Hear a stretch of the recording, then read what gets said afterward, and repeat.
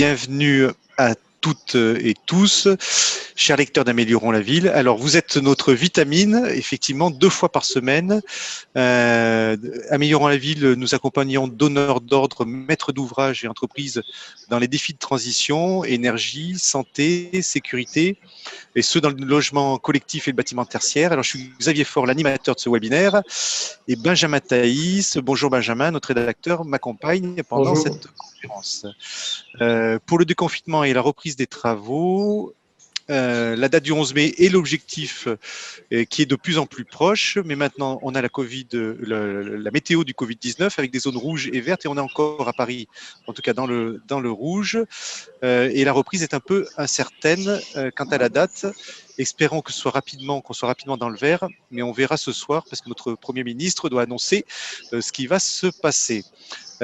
Si nous regardons un peu plus loin, nous appelons de nos voeux un plan de relance climatique pour éviter une autre catastrophe plus lointaine dont le traitement est heureusement connu pour celui-là, à savoir décarboner, alors profitons-en.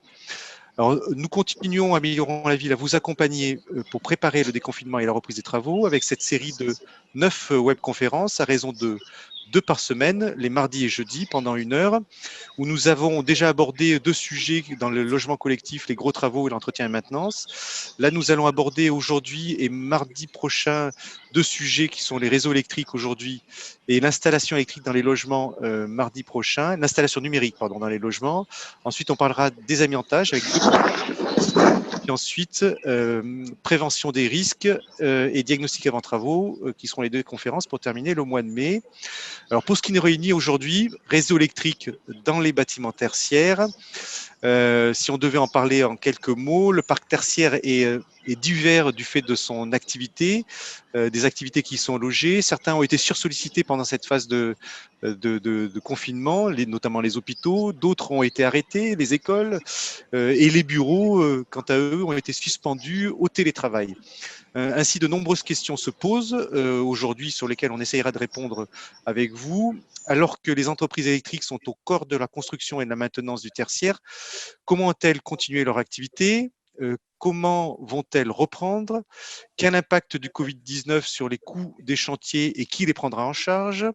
Et si nous regardons un peu plus loin, le parc tertiaire va se transformer pour limiter le risque. Mais il y a d'autres risques. Est-ce que ce ne sera pas que les bureaux soient désertés de manière peut-être durable et que cela impacte les activités des entreprises électriques, sachant qu'il y en a une partie de nous qui seront en télétravail. Et puis enfin, le décret tertiaire qui impose 40% d'économie d'énergie à l'horizon 2030 sera-t-il toujours dans les priorités dans le plan de relance qui devra arriver en octobre, comme nous l'a annoncé le ministre de l'économie et des Finances. Bon, j'ai assez parlé. Commençons cette conférence. Nous avons le plaisir d'accueillir la filière électrique aujourd'hui avec leurs représentants. Je cite donc Philippe Riffaut, délégué général Fédération française des intégrateurs électriciens, FFIE. Bonjour Philippe, il faut rouvrir le micro. Bonjour Xavier, bonjour à tout le monde. Sébastien Meunier, vice-président Smart Building Alliance SBA, et vous êtes aussi, vous travaillez pour ABB France. Bonjour Sébastien Meunier. Bonjour à tous. Ingrid Jouve, vous êtes responsable politique, qualité et environnement, développement durable et responsabilité sociétale de l'entreprise Bouygues Énergie et Services. Bonjour. Bonjour Ingrid, et vous êtes également adhérente du CERS. François Galmiche, vous êtes directeur des activités Île-de-France de SPI Industrie et Tertiaire, et vous êtes également adhérent du CERS. Bonjour François. Bonjour à tous. Voilà, et je termine avec Frédéric Demongeot. Vous êtes dirigeant de la société éponyme Desmongeot et délégué régional FFIE. Je crois que vous êtes aussi président de la Fédération française du bâtiment Côte d'Or, si je ne me trompe pas. Oui, bonjour à tous. Voilà, bonjour Frédéric. Voilà, donc je vais peut-être, on va rentrer directement dans le vif du sujet. Peut-être on peut commencer avec Philippe Riffaut, cette table ronde. En termes, si on faisait un petit tour d'horizon, Philippe Riffaut, pardon, sur les entreprises. Aujourd'hui, est-ce que les activités ont continué? Comment est-ce qu'elles reprennent? Je sais qu'il y a aussi eu le guide de l'OPPBTP. Enfin voilà, où est-ce qu'on en est dans la filière? Bon, alors, très rapidement, déjà la FFIE, on représente 5500 entreprises d'électricité sur toute la France, de toute taille, hein, TPE, PME, ETI et grandes entreprises. Et nous sommes les entreprises d'électricité de la Fédération française du bâtiment.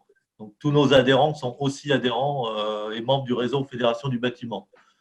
En ce qui concerne le volume d'activité, il y a eu quasi arrêt complet des chantiers hors dépannage et travaux urgents dans un premier temps. Et puis timidement, avec notamment la rédaction des fiches avec l'OPPBTP et la FFIE qu'on vient de sortir, puisqu'elles sont toutes sorties hier en fin d'après-midi. Donc, les entreprises se sont, après la phase de chômage partiel, de recours à des financements, éventuellement de PGE, les entreprises se sont ensuite préparées à une reprise d'activité dans des conditions incertaines et difficiles. Donc, on peut dire que la semaine dernière, grosso modo, c'est un peu empirique, hein, mais c'est le retour de ce qu'on a comme observation, à peu près 10% d'activité de chantier. Cette semaine, on arrive à peu près autour de 30%. C'est une moyenne, donc elle est imparfaite et elle ne reflète pas la situation de chaque entreprise. Et puis, on espère à la fin du mois de mai arriver à 50% d'activité avec des problèmes effectivement sur lesquels on travaille, de surcoût, de perte de productivité, de mesures de précaution sanitaire à prendre, etc., etc. Oui, Frédéric Demongeot, vous qui êtes à Dijon, hein, aujourd'hui, le témoignage que vous pouvez faire sur votre activité, vous avez une centaine de salariés, centaines de personnes dans votre entreprise. Aujourd'hui, vous avez été complètement arrêté pendant cette phase de Oui, confinement et vous avez repris aujourd'hui vos activités. oui, tout à fait. Il était le 17 mars, on a fermé les portes de l'entreprise et il faut reconnaître que euh, c'est bien particulier dans la mesure où on a eu toujours une activité de maintenance qui perdure, on a toujours des activités qui continuent. Ce jour-là, on a quand même fermé l'entreprise, tout le monde a quitté et on est passé à une activité zéro. 15 jours plus tard, moi, je commençais à revenir à l'entreprise. Et puis, au fil des jours, l'encadrement est revenu pour reprendre une activité chantier la semaine dernière, avec les difficultés de reprise, bien évidemment, entre les salariés qui avaient des gardes d'enfants ou les époux de personnel soignants. Les choses ne sont pas faciles à réorganiser. Toujours est-il qu'avec le guide de l'OPP-BTP, on a eu des règles du jeu qui nous ont été données. On a fait une réinterprétation par rapport à nos travaux propres et nous avons pu repartir à la fois avec l'accord des salariés, avec l'accord de nos clients, pour la reprise de certains chantiers.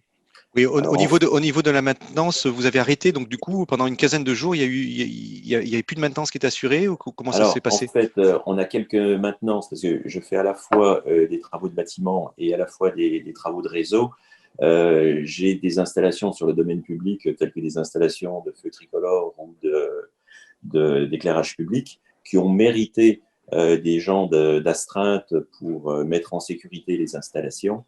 Mais sur le fond, on n'allait pas au-delà de la mise en sécurité. Oui. On va revenir dessus. Donc juste peut-être un petit point là sur les coûts, puisqu'on en parlait en préparant cette conférence.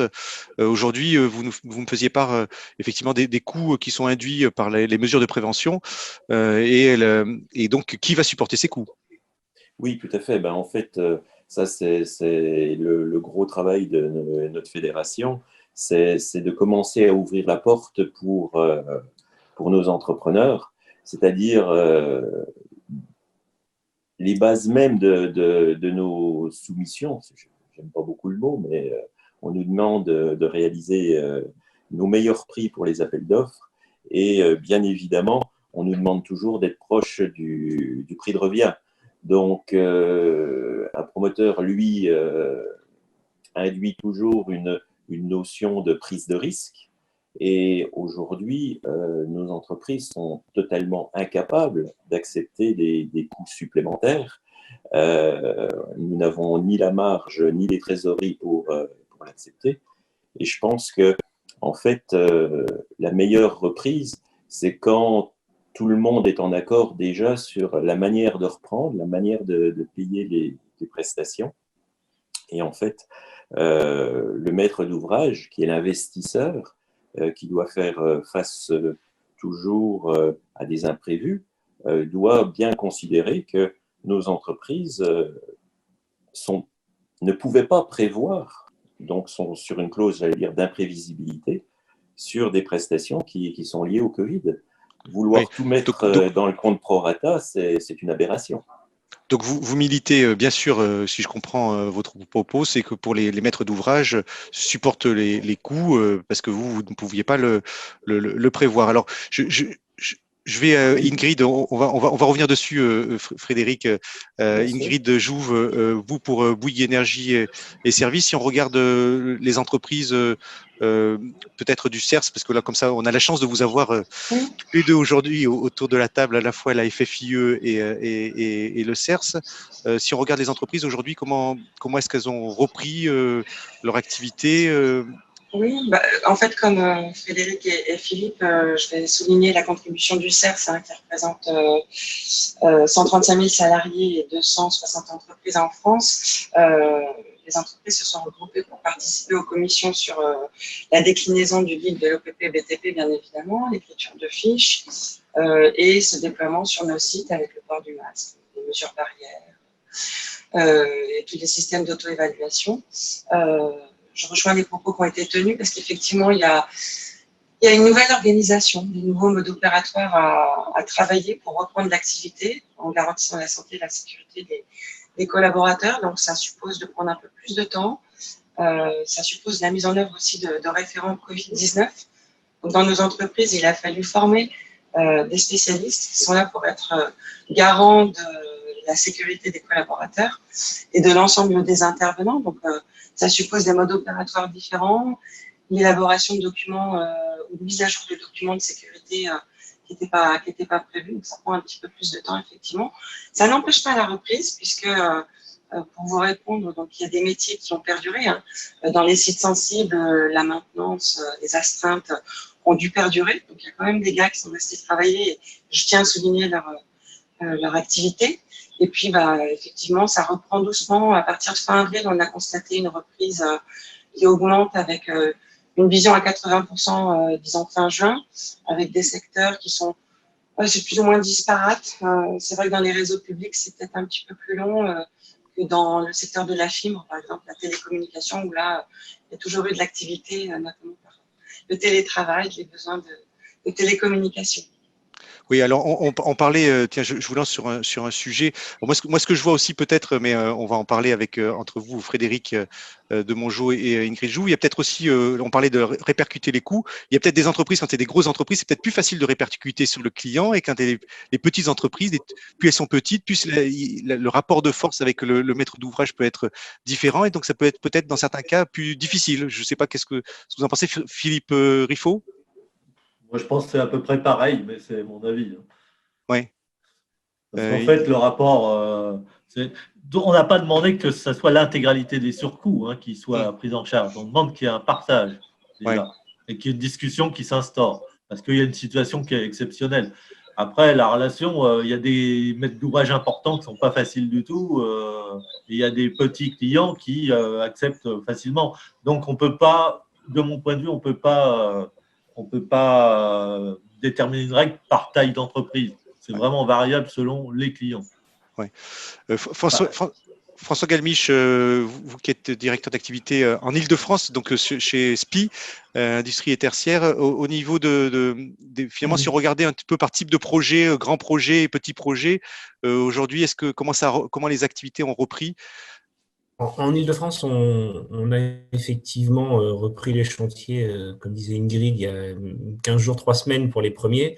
Le démarrage est relativement lent. On a moins de difficultés à démarrer des chantiers monotechniques où on va être tout seul et on a une capacité à gérer nos gestes barrières et notre environnement, même notre base vie, que gérer les chantiers multi-activités. Notamment en Île-de-France, on a une particularité d'avoir des très grands chantiers avec des bases vie qui peuvent contenir 400 ou 500 collaborateurs dans le tertiaire. Mais comment vous faites alors aujourd'hui ces bases vie? C'est compliqué ça? Aujourd'hui, le redémarrage est relativement lent sur ces chantiers-là. Il faut qu'il y ait une volonté commune des maîtres d'ouvrage, des maîtres d'œuvre et des entreprises de redémarrer avec un certain nombre de règles qui peuvent être mises sur les gros chantiers qui démarrent. Souvent, on fait décaler d'une demi-heure nos collaborateurs. Avec ça peut être des codes couleurs, des ordres d'arrivée. Donc, pareil pour le soir, des déjeuners, décontamination des locaux. Voilà, tout un process. Mise en place aussi de points d'eau et de sanitaires sur les sites, ce qui n'est pas toujours le cas, mais on ne peut pas toujours revenir à la base vie pour se laver les mains, conformément aux préconisations PBVTP. Donc, tout ça, c'est un fonctionnement, ça génère effectivement des coûts et ça met du temps. Il faut qu'il y ait une phase d'apprentissage aussi. C'est-à-dire qu'aujourd'hui, on démarre des sites où il y avait, je ne sais pas, 400 personnes avant le Covid, qui redémarrent sur 100 personnes et de chaque semaine, on essaie d'améliorer. Il y a toute cette phase qui est un petit peu longue. Oui, alors si on regarde la différence entre bureau et data center, parce que vous travaillez sur ces deux sujets. Alors, la différence, c'est souvent la taille. Les data centers sont plus concentrés, donc on a des problèmes de coactivité et les gens qui travaillent dans des milieux proches. Il y a beaucoup de collaborateurs au mètre carré sur un data center, ce qui est beaucoup moins le cas dans le tertiaire ou sur un bâtiment de 40 000 mètres carrés. Les gens travaillent relativement, entre guillemets, loin d'eux, les uns des autres, sauf éventuellement quand ils ont des tâches communes à faire, des choses à porter sur de la clim, des gaines, des choses à porter en commun, où là, on est obligé d'avoir le port du masque. Sinon, les gestes barrières sur la partie chantier en tertiaire sont relativement faciles à respecter au quotidien pour une grande partie des tâches, un peu moins dans les bases vies, dans les réfectoires. Dans le data center, c'est un peu plus compliqué parce que la concentration de collaborateurs au mètre carré est plus élevée. Oui, vous me faites la transition pour Sébastien Meunier de SBA. François, on parlait de data center, Sébastien Meunier, on parle forcément de numérique et on voit à quel point on est dépendant du numérique. D'ailleurs, juste pour signaler que nous, on a eu des problèmes hier parce qu'il y a eu un data center qui a eu pris feu en région parisienne et il y a quelques lignes qui sont tombées. Donc, on voit à quel point le numérique est important et l'infrastructure dans les bâtiments. Aujourd'hui, c'est ce pourquoi vous militez chez SBA. Oui, effectivement, en termes je vais apporter une réflexion peut-être un peu stratégique au sens des priorités. Moi, je souscris totalement à tout ce qui a été dit et je l'ai constaté moi-même chez ABB. La priorité, c'est de redémarrer les chantiers avec la santé des salariés, la restauration aussi de la trésorerie. Voilà, il faut qu'on puisse produire tout ce qui est engagé. Cela étant, il faut aussi penser aux investissements qui vont arriver, puisque on a ce cycle dans le bâtiment où on passe d'un chantier à l'autre. Et effectivement, c'est aussi le moment de se poser quels sont les bons investissements, quels sont les prochains chantiers qu'on va attaquer. Donc, comme tu disais en introduction, effectivement, on se pose des questions avec le télétravail, dans quelles conditions on va retourner au bureau, qu'est-ce que c'est un bâtiment demain, en fait, dans quoi on veut pouvoir travailler. Et donc, dans ce contexte-là, c'est clair que les nouveaux usages, la résilience face aux différentes crises, le besoin de flexibilité et puis d'avoir des bâtiments qui aient des fonctions qui soient adaptées en fait aux activités qu'on a à réaliser font que le numérique clairement apporte des solutions.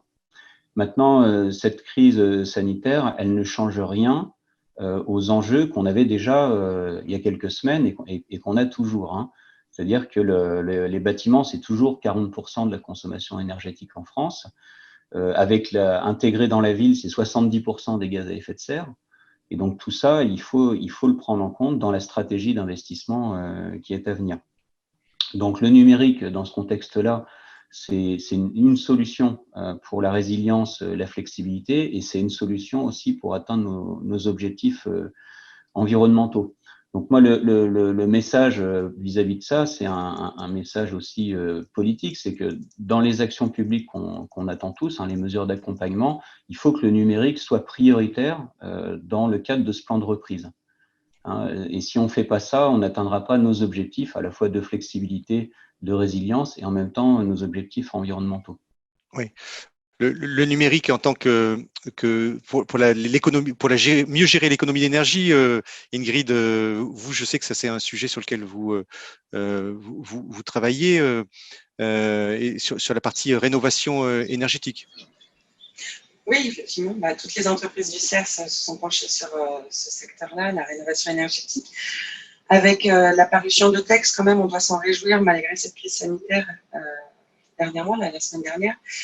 Des textes sur la programmation pluriannuelle de l'énergie qui donnent des perspectives plutôt réjouissantes sur les mix énergétiques, sur la décarbonation de nos activités. On a quand même un secteur qui a un impact indéniable.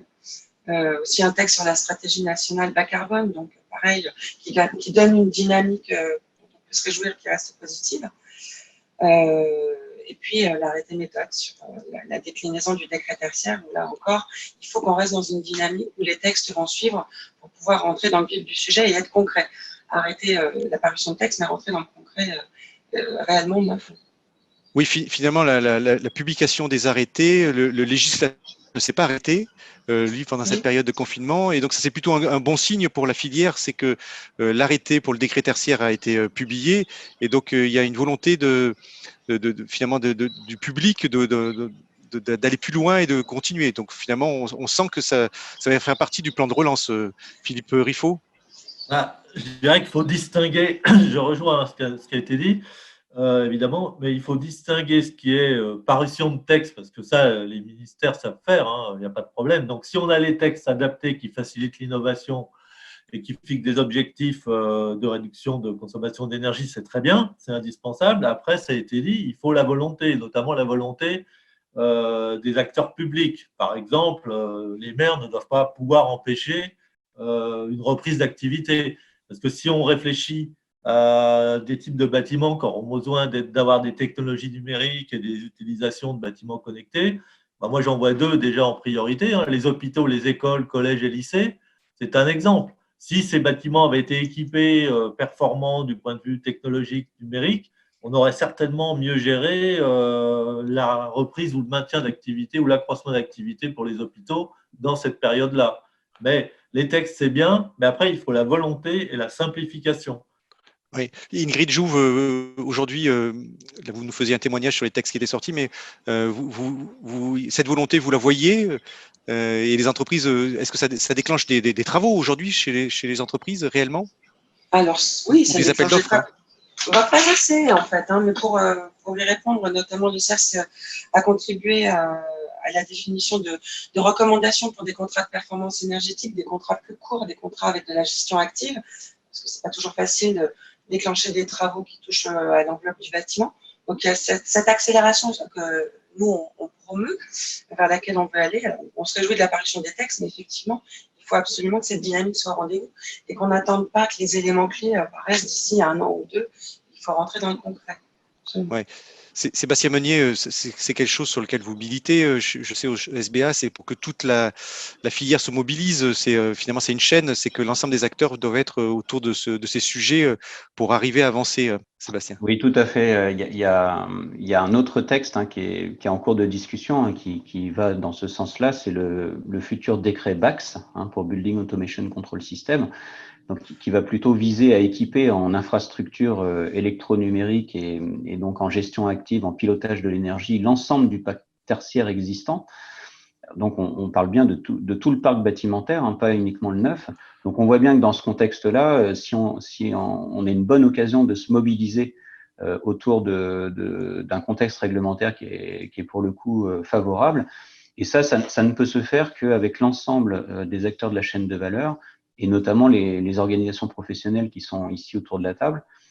Et donc, c'est un petit peu aussi la raison d'être de la SBA, c'est de mobiliser, de fédérer ces acteurs et de structurer aussi la démarche. Donc, c'est la raison pour laquelle on a édité des référentiels, notamment le Ready to Services, qui permet en fait de positionner les infrastructures numériques qui sont indispensables pour pouvoir activer et mettre en place les services, dont l'énergie est évidemment le premier et un des plus importants.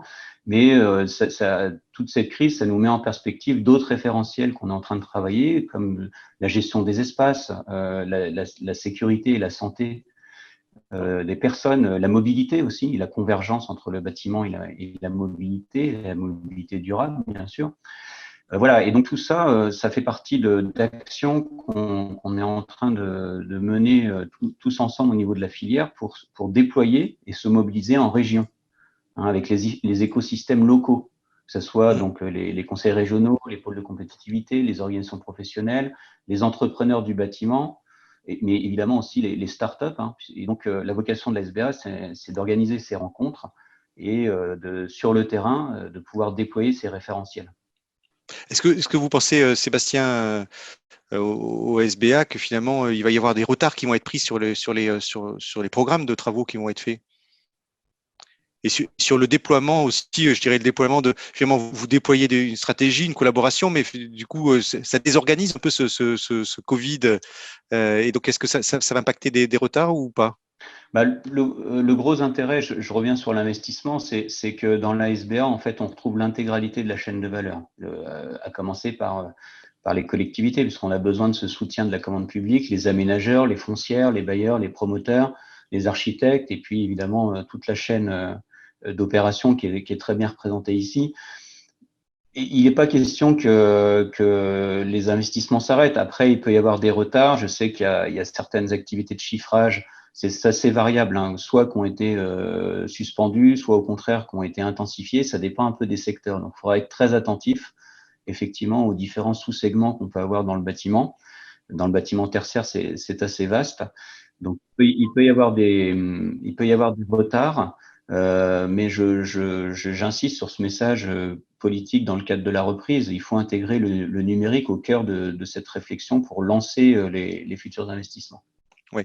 François Galmiche, pour SPI, aujourd'hui, vous, la maîtrise d'ouvrage, vous partagez ce point de vue que la maîtrise d'ouvrage vous pousse à reprendre les travaux et souhaite intégrer plus le numérique dans leur réflexion? Est-ce qu'il y a une prise de conscience? Alors moi, j'entendais j'ai lu un petit article, j'ai lu un article sur lequel qui a été fait par un bureau de conseil qui disait que en 2 mois, on aurait pris 3-5 ans de maturité numérique, l'ensemble des acteurs. On le voit d'ailleurs, le télétravail, c'était pas la règle, maintenant ça va devenir la règle. D'ailleurs, dans certaines entreprises ont annoncé que ça devenait la règle chez elles.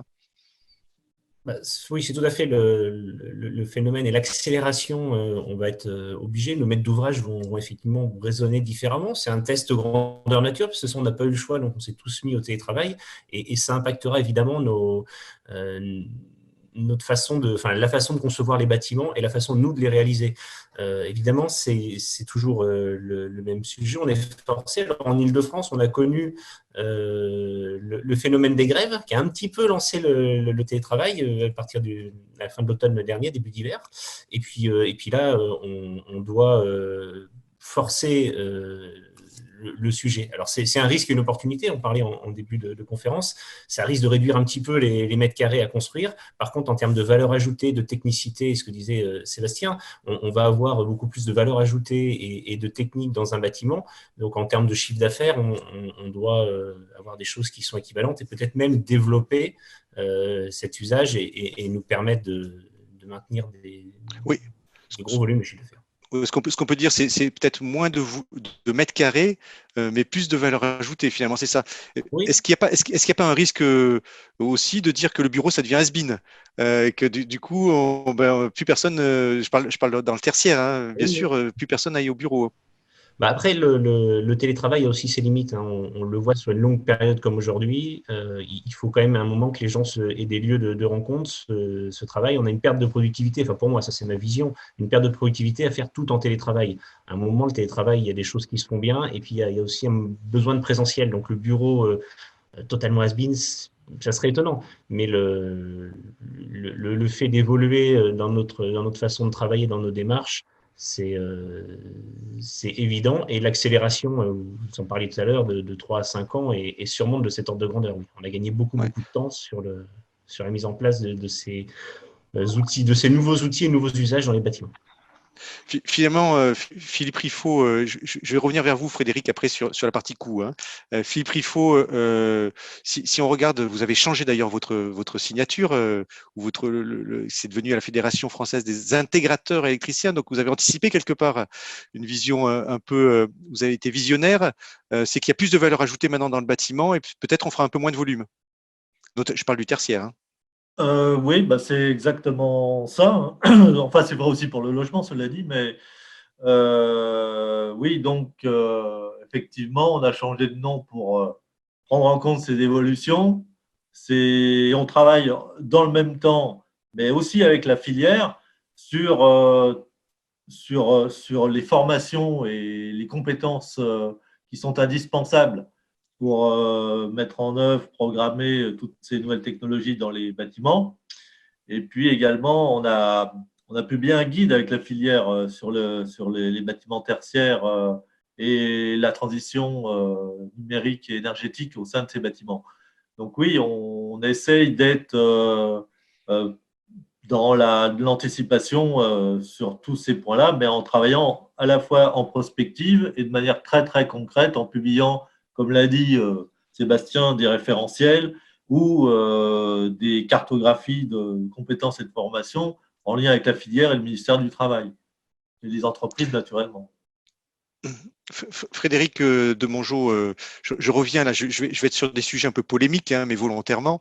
Je reviens sur ces tarifs parce que en préparant cette conférence, non seulement bon, il y a un impact coût qui aujourd'hui, hein, c'est qui supporte le coût, mais ça on a tous été surpris, même si certains assureurs, j'ai pu voir ici ou là, pouvaient dire oui, il y a des entreprises qui auraient pu anticiper parce que dès janvier, on savait que le Covid allait arriver, et donc quelque part, il pouvait y avoir des précautions qui auraient pu être prises. Bon, enfin, ça c'est un autre sujet, mais aujourd'hui, bon, maintenant que le Covid est là, les appels d'offres vont sortir et donc il faut intégrer ce nouveau coût dans ces appels d'offres, mais sur lequel il faut que vous preniez des engagements et peut-être que dans un an, en ayant intégré ces coûts, dans un an, ça aura peut-être disparu le Covid.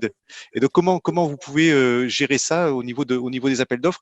Et cette question, après, elle vaudra aussi pour vous, Ingrid Jouve et François Galmiche, c'est comment on intègre ces nouveaux coûts dans les appels d'offres? Est-ce que les maîtres d'ouvrage déjà les intègrent? Et puis, qui va supporter ce risque? Que le Covid soit là ou pas là? Oui, bah, tout à fait. Tout à l'heure, on parlait effectivement de l'imprévisibilité. Aujourd'hui, quand on devra soumissionner, on n'est plus dans l'imprévisibilité. Alors, effectivement, les coûts doivent être introduits dans nos devis. Alors, il est évident que sur les missions courtes, on sait très bien que dans le mois qui vient, dans les 2 mois qui viennent, et peut-être même dans les 6 mois, on a déjà une bonne idée des conséquences du Covid et des coûts qui sont engendrés.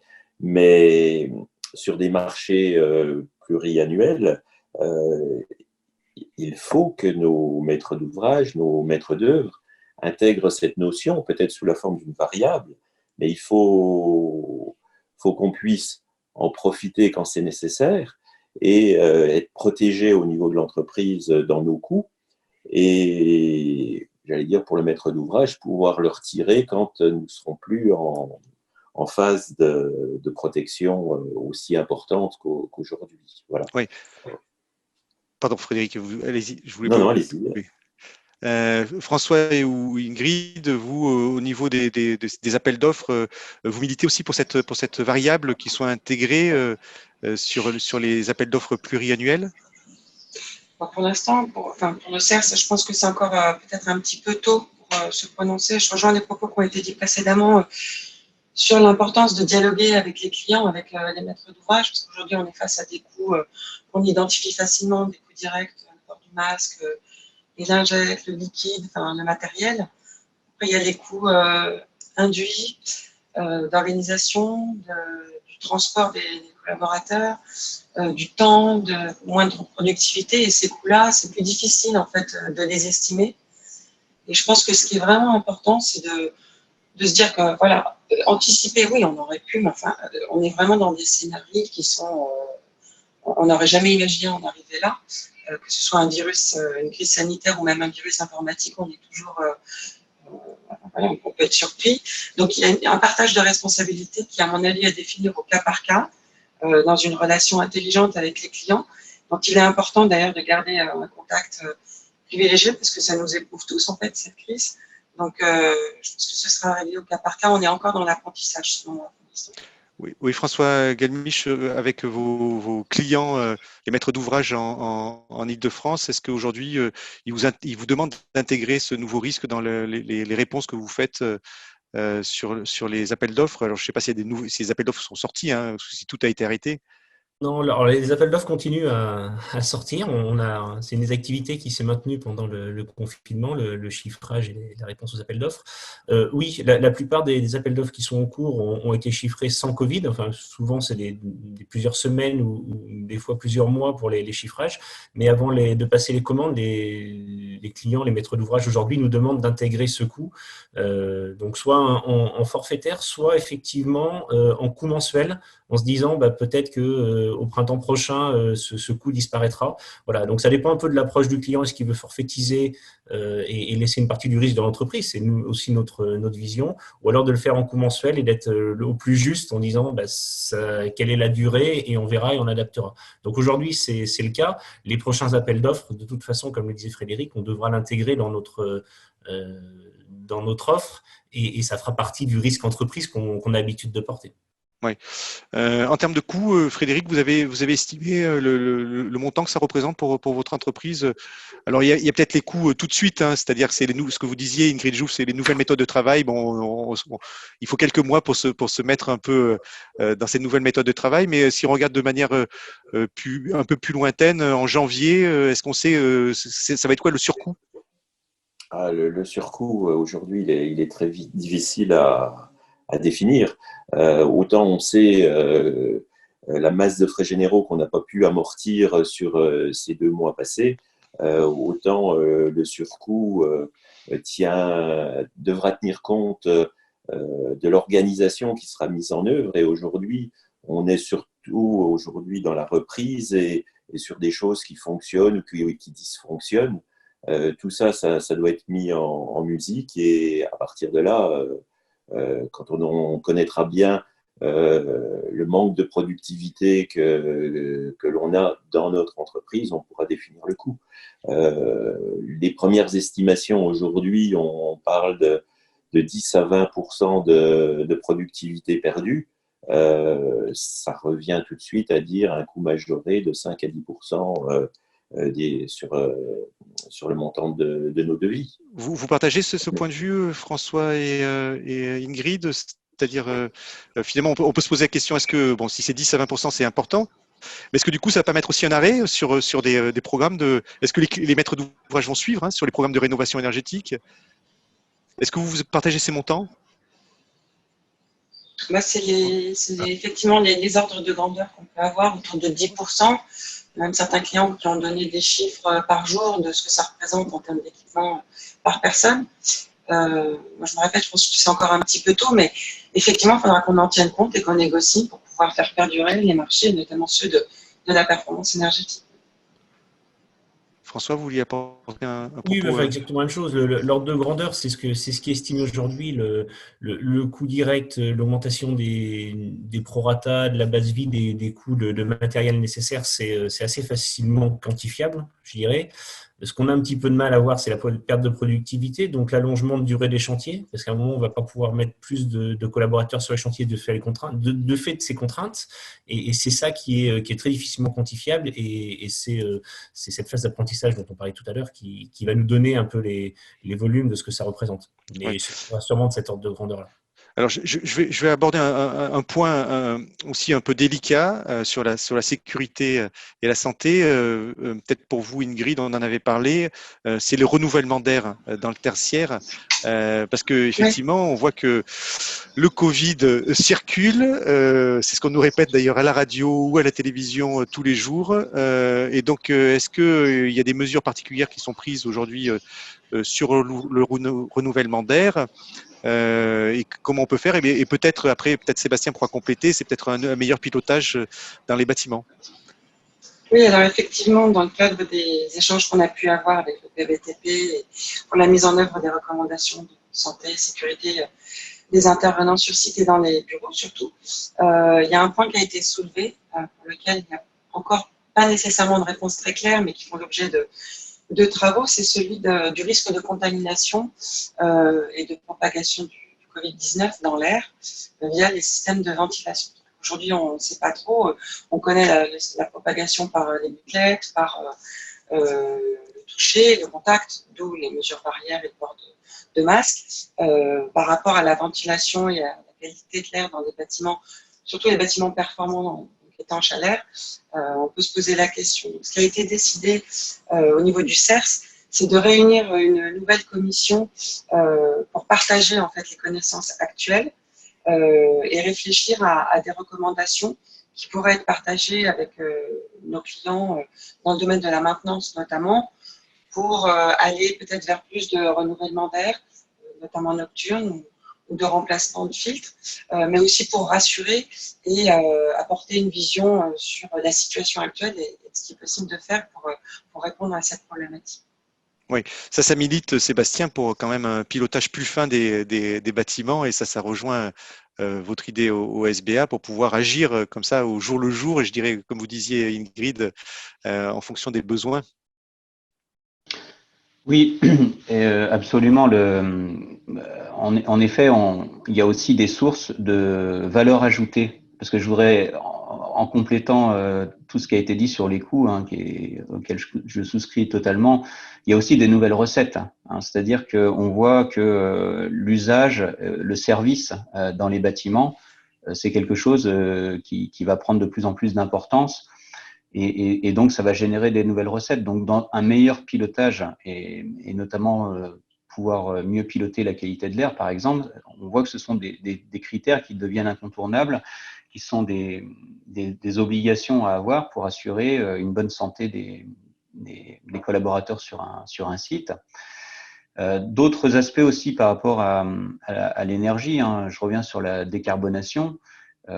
Effectivement, c'est important aussi que l'énergie, l'activité qu'on consomme soit vertueuse pour l'environnement. Donc là, ça fait appel aussi à des systèmes de pilotage qui vont être indispensables pour pouvoir, par exemple, surveiller l'impact de la consommation d'énergie en termes de tonnes de carbone et de l'économie en tonnes de carbone que ça peut représenter.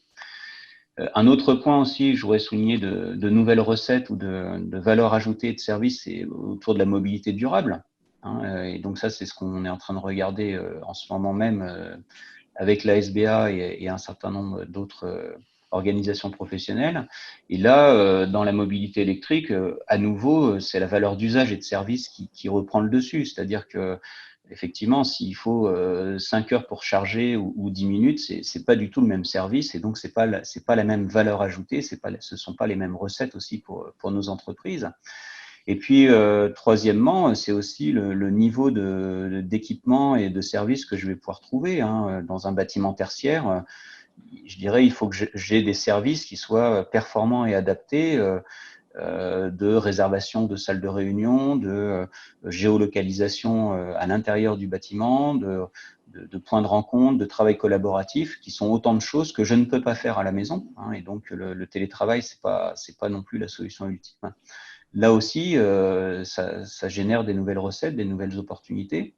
Et vous voyez que dans ces trois cas-là, il va y avoir une place du numérique qui va être très importante et donc qui va falloir activer, encore une fois, avec un accompagnement des personnes. Parce que donc l'accompagnement, ça commence déjà par la bonne formulation du besoin, puisqu'on était un peu sur les maîtres d'ouvrage qui ne sont pas représentés dans cette conférence, mais qui sont importants pour nous donner l'impulsion formuler la bonne demande, quoi.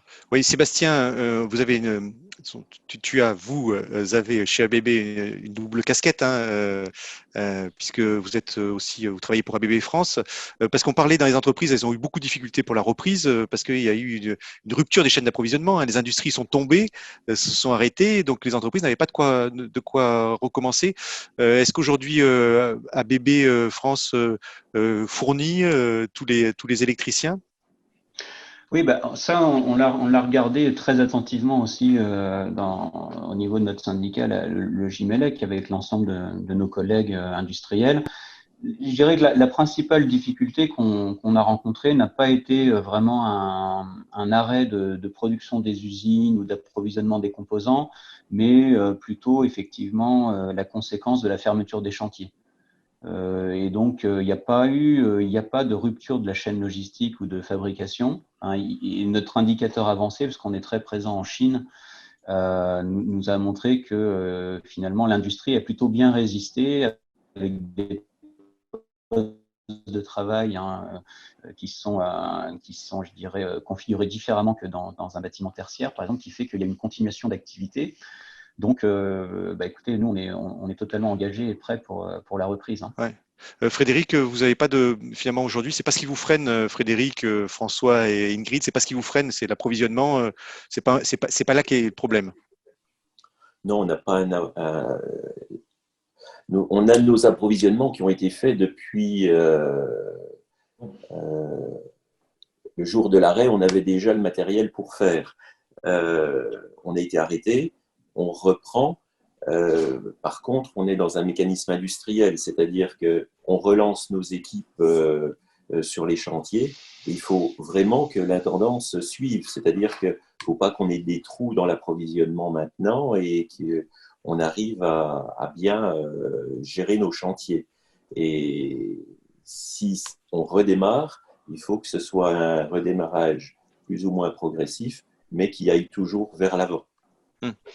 Au niveau de vous, au niveau du CERS, François ou Ingrid, vous avez remarqué des baisses d'approvisionnement ou pas? Et aujourd'hui, on peut dire aussi les EPI, les équipements de protection individuelle, hein, on en a tant parlé. Est-ce qu'aujourd'hui, vous êtes fournis suffisamment pour pas que ça freine cette reprise? Je vais prendre la parole. Moi, je pense que sur les chaînes d'approvisionnement, effectivement, c'était peut-être pas autant aussi grave que ce qu'on aurait pu l'imaginer. Après, on peut quand même se poser la question en tout cas, c'est plus mon point de vue personnel, mais de la provenance de ces chaînes d'approvisionnement et de réfléchir peut-être à des choses plus proches de nous. On l'a vu pendant cette période de confinement, le poids du local et des élans de solidarité se poser. Vous faisiez mention des commandes de pays et de masques qui viennent de Chine. Alors, évidemment, si, ça a pris du temps, le temps que les commandes passent, que les produits soient façonnés et qu'ils arrivent jusque sur notre territoire. Bon, je pense qu'on peut quand même se poser la question de réviser ces chaînes d'approvisionnement et notamment un texte européen qui est sorti hier, je crois, sur le devoir de vigilance des entreprises et leurs responsabilités par rapport à cet ensemble global vers une planète plus durable. Je pense qu'on peut se poser quand même la question. Ouais. François, vous, sur tout ce qui est EPI, aujourd'hui, vous avez pas ça ne vous pose pas de difficulté? Non, aujourd'hui, on a ce qui est nécessaire pour les prochaines semaines. Les appros suivent. Après, pour les approvisionnements de matériel, effectivement, on n'a pas encore connu de rupture d'approvisionnement. Après le creux, les commandes que l'on est en train de passer, c'est assez difficile de savoir si dans les prochaines semaines ou prochains mois, on aura des creux. Et ce que disait Frédéric, c'est la gestion du chantier et de nos appros qui est importante et de faire la corrélation entre les deux pour pas subir de rupture d'appro et donc de perte de baisse de rythme chantier et de perte de productivité. Voilà, merci. Donc, on va passer à quelques questions maintenant, parce que je vois que vous posez des questions et on vous en remercie, chers spectateurs. Donc, Benjamin, peut-être, tu as des questions du public. Oui. Alors, j'ai une question de Jacques. L'augmentation du télétravail ne va-t-il pas amener les maîtres d'ouvrage à réduire les surfaces de bureaux, compte tenu du nombre inférieur de salariés présents en même temps? Peut-être une question. Je peux donner à Ingrid, par exemple. Oui. Est-ce que vous avez, Oui, est-ce que vous avez eu des retours de maîtres d'ouvrage là-dessus Alors, je pense que c'était une question qui se posait déjà, comme l'avait souligné Sébastien, de par l'optimisation des locaux, une réflexion sur l'intensification d'usage des bâtiments tertiaires notamment. C'est vrai que là, ça l'a mis clairement en lumière d'avoir des bâtiments qui peuvent accueillir jusqu'à 600 personnes où on est 20. C'est une autre optique. Je pense que le télétravail fera ses preuves, mais je rejoins, ça a ses limites aussi. On a besoin d'échanges, mais ces échanges peuvent se faire dans des lieux qui sont partagés. Donc il y a une vraie réflexion à poursuivre parce qu'elle était déjà initiée sur les bâtiments tertiaires et leur avenir demain. Oui, si on regardait la production là on parle des bureaux essentiellement, parce que finalement les hôpitaux ça va pas changer grand-chose sur l'usage qui va être fait, bien au contraire d'ailleurs. Sur les bureaux, est-ce qu'aujourd'hui on était en surproduction en termes de bureaux, en Philippe Riffaut Non, je ne pense pas qu'on était en surproduction. Après, je suis d'accord, le télétravail, c'est bien, mais c'est pas la panacée. Donc, il y aura encore besoin de présentiel. Puis, il ne faut pas oublier qu'il y a des mesures qui prévoient notamment qu'on doit avoir 4 mètres carrés par salarié en enlevant le mobilier, un certain nombre de choses. Donc, la surface attribuée à chaque salarié est supérieure à ce qui peut exister actuellement. Alors, est-ce que ça va réduire ou non les surfaces de bureaux? C'est pas si évident que ça. Et puis, de toute façon, il y aura plus de technologie dedans. Oui, donc pas forcément une crise, c'est peut-être les maîtres d'ouvrage qui seront peut-être plus touchés, mais en tout cas, on peut dire que les électriciens, la filière, comme il y aura plus de valeur ajoutée. Oui, ensuite, moi je dirais que l'état du marché, ça dépendra des financements qui seront disponibles en sortie de crise, parce que l'économie va quand même en prendre un sacré coup. Là. Est-ce qu'on peut imaginer une mutation rapide des surfaces tertiaires, justement? Rapide dans les mois qui viennent pour pouvoir justement absorber ces modifications dès le déconfinement, dès les prochaines semaines. Alors ça, c'est peut-être une question pour Sébastien. Est-ce qu'on peut finalement, est-ce qu'on peut transformer les bureaux? Bon, vous faites de vos voeux d'injecter du numérique dans les bureaux et on comprend bien l'intérêt que ça peut représenter. Mais est-ce que c'est faisable rapidement? Bah oui, enfin nous à la SBA on milite pour ça depuis 2012, donc c'est pas lié à la crise, bien sûr. Et puis on a le gouvernement a signé une charte d'engagement il y a 2-3 ans de ça là pour des bâtiments connectés, solidaires et humains. C'était aussi avant. Donc effectivement il y a des choses à repenser. Il faut repenser les usages du bâtiment, et peut-être il faut développer plus de tiers-lieux, plus de bâtiments multipreneurs, des bâtiments plus flexibles et avec des infrastructures adaptées, notamment électronumériques. Et quand on a lancé les pilotes R2S, on a vu des bâtiments un peu de toute taille à Paris, à la Défense, en province, qui se sont dotés de ces infrastructures et qui, pour un certain nombre d'entre eux, qui sont allés à la certification. Donc, on a plus de 100 projets aujourd'hui de bâtiments qui s'équipent en numérique. Donc, on est plus, je dirais, dans une problématique de prise de conscience de l'ensemble de la chaîne de valeur de ces nouveaux usages et services que dans des impossibilités techniques. Et quand je dis ça, je sous-estime pas évidemment l'effort important qu'il faut faire dans la formation et l'accompagnement des différents acteurs de la chaîne pour intégrer ce numérique. Donc ça c'est un effort que nous devons faire, mais il n'y a pas de barrière technologique qui ferait qu'il faille d'abord des investissements colossaux. C'est pas le cas, ça reste un coût marginal. Et puis en termes de mise en œuvre, on est sur des technologies qui sont éprouvées. Les réseaux informatiques, c'est quelque chose qui tourne depuis des dizaines d'années.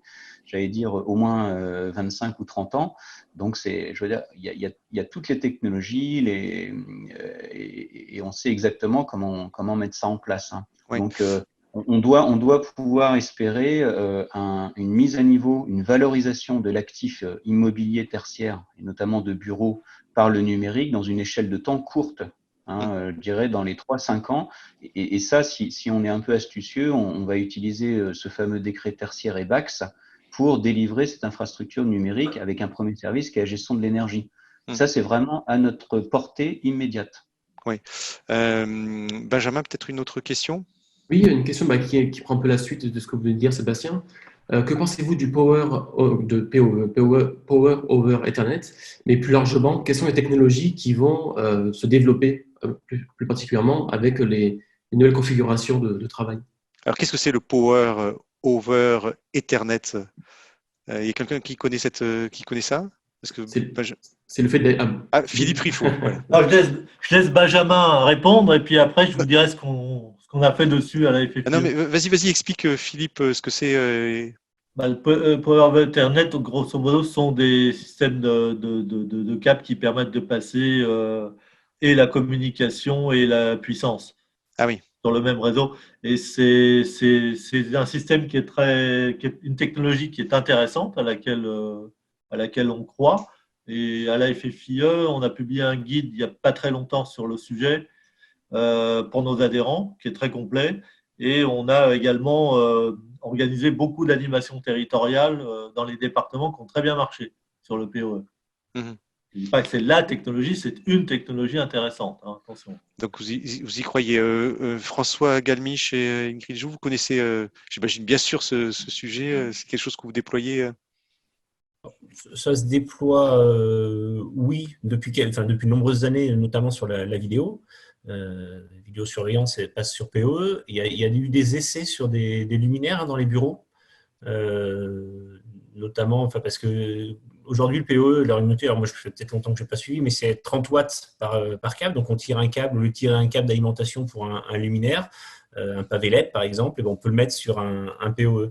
Donc c'est des technologies qui sont intéressantes et qui sont associées à des usages derrière, et je pense que Sébastien peut en parler mieux que moi, de localisation de la personne dans les bureaux avec ce qu'on appelle le Li-Fi, et tout ça c'est en liaison avec le PoE, l'alimentation et la data sur un seul câble pour alimenter par exemple un luminaire. Il y a Christophe qui nous suit dans le public, qui dit c'est 100 watts. 100 watts maintenant. Mais ce que je disais, moi, ça faisait quelques années, je sais pas. Est-ce qu'aujourd'hui, ça c'est l'avantage de ces conférences aujourd'hui, les gens peuvent réagir en direct, mais enfin 100 watts c'est quand même pas mal, on peut faire passer pas mal de choses. Oui, depuis 2005, hein, ça fait 15 ans, on fait passer des flux IP dans des câbles power, donc comme ça a été dit dans la vidéosurveillance, mais aussi de la téléphonie. Hein. Si vous regardez la téléphonie en entreprise, aujourd'hui, c'est surtout alimenté par des câbles RJ45. Maintenant, moi, je vous invite à télécharger le tout dernier théma de la SBA sur le smart lighting et qui fait un point justement sur le PoE en particulier, mais pas seulement, mais surtout aussi sur les nouveaux usages que ça permet. Et donc, ce qui a été indiqué, tout ça, vous le retrouvez sur un petit théma très bien foutu qui permet de comprendre un peu, justement, en particulier grâce à ces 100 watts, ce qu'on peut faire en plus. Oui. Benjamin, une autre question? Oui, peut-être une dernière parce qu'elle est assez, s'adresse un petit peu à tout le monde, une question de Luc. Au regard de la crise, donc, si chacun des intervenants devait suggérer aux donneurs d'ordre un aspect fonctionnel à mettre dans leur consultation, lequel serait-il? Je ne sais pas qui veut répondre en premier. Ah, c'est pas évident. Peut-être Sébastien. Ouais. Ah bah oui, moi c'est clair. Hein, il faut que le maître d'ouvrage il demande Ready to Service for Grid, parce qu'encore une fois, le plus important dans le premier service, le plus important, c'est l'énergie. Aujourd'hui, ce qu'on veut, ce sont des smart buildings. Alors c'est pareil qu'un smartphone. C'est le premier service qui doit être demandé, c'est le service de téléphonie, bien sûr, sur un smartphone. Donc le premier service qu'on doit avoir dans un smart building, c'est de faire appel au référentiel for Grid, qui va définir les conditions dans lesquelles le bâtiment va pouvoir piloter l'énergie, à la fois en termes d'économie, mais aussi en termes de flexibilité. Voilà, donc pour moi, c'est assez simple et c'est assez clair. Quelqu'un veut apporter un propos complémentaire? Vous levez la main, Ingrid, François. Non, si vous n'avez pas de propos, on prend une autre question. Hein. Allez, une autre question alors, Benjamin. Une autre question. Alors, j'ai une question de Loïc sur l'origine de l'approvisionnement. Est-ce qu'elle vient de Chine? Alors, je ne sais pas l'approvisionnement de câbles, d'équipements, je ne sais pas exactement de quoi. C'est une question qui a été posée à un moment donné où on parlait d'approvisionnement. Ok, Philippe? Oui, alors sous contrôle quand même de Sébastien, parce qu'il est mieux placé que moi dans la filière, mais non, l'essentiel de l'approvisionnement ne vient pas de Chine. Il y a des matériels spécifiques qui viennent de Chine, notamment beaucoup dans tout ce qui est éclairage. Je laisse de côté les panneaux solaires. Mais autrement, il y a des usines de fabrication de matériel électrique et électronique européennes et françaises, hein. Et on a même une filière d'excellence qui est implantée en France. Il y avait d'ailleurs Christophe, juste, Benjamin, excuse-moi, il y avait Christophe qui faisait un commentaire parce que tout à l'heure je parlais de télétravail. C'est PSA, oui, c'est ça l'article que j'avais lu sur les Échos. C'est PSA qui généralise le télétravail. Ça vient, on fait du télétravail avant de faire du présentiel, hein. Je parle pour ce qu'ils appellent les cols blancs, hein, pas pour les personnes qui construisent les voitures, qui assemblent les voitures. Benjamin, une autre. Oui, une question de Yves. Que peut faire le bâtiment pour contribuer au déploiement des énergies décarbonées après le déconfinement? Ingrid, c'est peut-être pour vous alors du coup. Que peut faire le bâtiment pour contribuer à décarboner les énergies? Plusieurs solutions. On a toute la partie efficacité énergétique même du bâtiment, la gestion active, les équipements. Après, il y a tout un volet sur le solaire et l'autoconsommation qui a justement été renforcé récemment. Donc, je pense qu'on peut avoir ces leviers-là. Après, sur la gestion de l'énergie, il y a tous les monitoring et systèmes de capteurs, flexibilité dont on parlait tout à l'heure et qui apportent de la simplicité.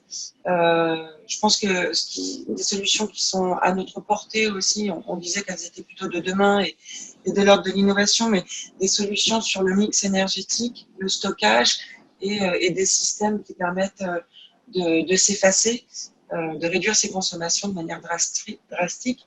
Il y a beaucoup de choses qui permettent de jouer sur cet univers énergétique. Il y a aussi le rapport entre les véhicules, les installations de recharge des véhicules dans les bâtiments. Il y a tout un univers à la fois bâtiments et mobilité qui ont une convergence et qui apportent des solutions dans le domaine de la performance énergétique et carbone. Oui. J'avais une question là, de certains militants qui disent c'est pas possible de là c'est un peu compliqué, hein, c'est pas possible de décorréler la croissance économique de la décroissance carbonique. Parce qu'effectivement, ces plans de relance, ça nécessite des infrastructures, des équipements, et donc ça consomme aussi du CO2, même si on fait des économies derrière. Est-ce que vous avez un point de vue là-dessus? Comment est-ce qu'on peut décorréler croissance économique et décroissance carbonique? Oui, moi j'ai des éléments, bien sûr, parce que nous sommes ici des entreprises, donc on est bien sûr qu'on a des éléments là-dessus, parce qu'on ne vote pas la décroissance, on vote toujours la croissance. Économique, mais la décroissance, la décroissance carbonique. Attendez, il faut revenir aux fondamentaux. Le premier poste des gaz à effet de serre, ce sont les transports. D'accord? Donc, alors les bâtiments, ça y contribue, mais loin derrière. Le premier consommateur de pétrole, c'est lié au transport. Donc, quelle est la contribution du bâtiment pour pouvoir continuer à développer l'activité économique tout en décarbonant? C'est de passer à la mobilité durable. Et donc, à partir du moment où on passe à une mobilité aux usages électriques, alors c'est vrai pour les voitures, c'est vrai pour les trains, c'est vrai pour les bateaux, c'est vrai pour les bus. Dans tous les moyens de transport que je viens de vous citer, on passe à l'électrification et à l'utilisation d'électricité d'origine verte. Et donc, quand on s'attaque à ce poste-là, on a un gisement de réduction des gaz à effet de serre et de décarbonation qui est gigantesque. C'est le premier poste. C'est le fameux 20-80 de notre secteur. Et le bâtiment, ou les infrastructures bâtimentaires, au sens un peu plus large, c'est évidemment un point d'ancrage très important pour conduire cette décarbonation. Et donc ça, cette partie effacement qui a été mis en valeur ou de flexibilité, c'est un élément crucial de cette décarbonation. Et j'ajouterai un dernier point, c'est aussi grâce à ça qu'on va pouvoir faire un développement des énergies renouvelables sans être obligé de démarrer des centrales à charbon ou à gaz en complément. Parce que bien sûr, nos usages ne sont pas strictement corrélés au soleil et au vent. Et donc, pour pouvoir faire ce développement d'ENR, on a besoin de ce système de pilotage, de flexibilité, d'effacement, d'appel de consommation, de stockage stationnaire et mobile. Voilà, et toutes les technos sont là pour ça. Sébastien, donc je vois il est 34. Moi, je vous propose on va tranquillement mettre fin à cette conférence. Finalement, on voit que il y a des gros enjeux sur le tertiaire vis-à-vis de l'électrique, puisque c'est ce qu'on disait, hein, on peut rajouter de la valeur, même s'il peut y avoir une décroissance par-ci ou par-là des activités, il y aura plus de valeur qui sera injectée. Aussi, tous ces enjeux que tu décrivais, Sébastien, de mobilité électrique. Enfin, on peut, selon nous, selon vous, effectivement décarboner en favorisant une croissance économique autour de ces bâtiments tertiaires. Et donc ça, c'est plutôt une bonne nouvelle pour toutes les entreprises. Donc moi, je peux que vous remercier à tous et à toutes d'avoir participé avec nous à cette conférence, chers conférenciers. Merci également, chers participants, d'avoir été avec nous. Et puis, on va remettre en ligne cette web conférence. Voilà, je vous souhaite une bonne journée. Portez-vous bien et puis j'espère bon déconfinement prochain à tout le monde. Merci Claudie. À bientôt. Je mets fin à la conférence. Merci, Au revoir. merci. Au revoir à tous. Au revoir. Au revoir. Merci, au revoir.